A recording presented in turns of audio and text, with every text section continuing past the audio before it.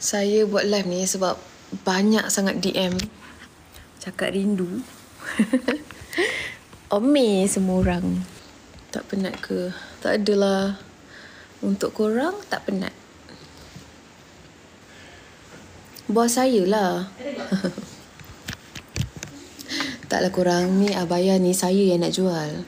So saya lah bos, saya lah kuli.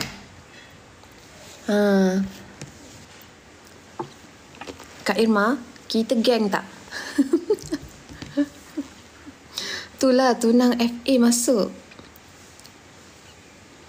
Kak Irma, kita geng, okey? Kita kawan, okey? Orang nak borak apa? Sebab ramai sangat orang DM saya suruh buat live. Kak Long live lah, Kak Long live lah.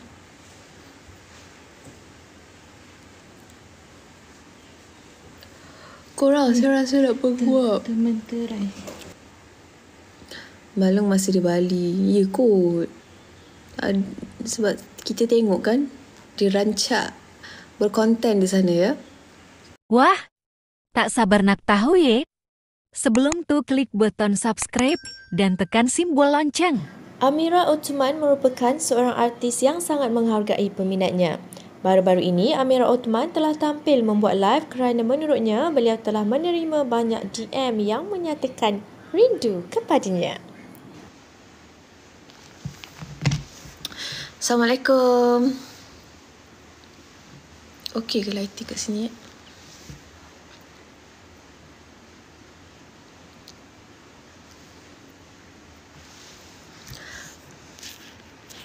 Waalaikumsalam warahmatullahi.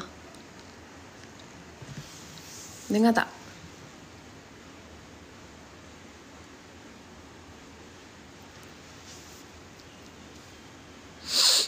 Waalaikumsalam. Saya buat live ni sebab banyak sangat DM cakap rindu. Omeh semua orang. Sekejap, lighting tak on sah guys. Sekejap. Kita cari lighting yang on, okay? Sekejap ya. Tak boleh sini pula.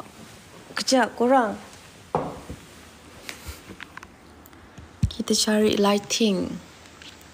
Tolong abaikan jerawat saya.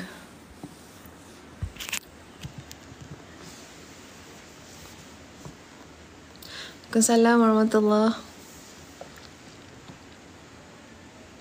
Rindu Kak Long. Wow, thank you bagi kita apa tadi tu?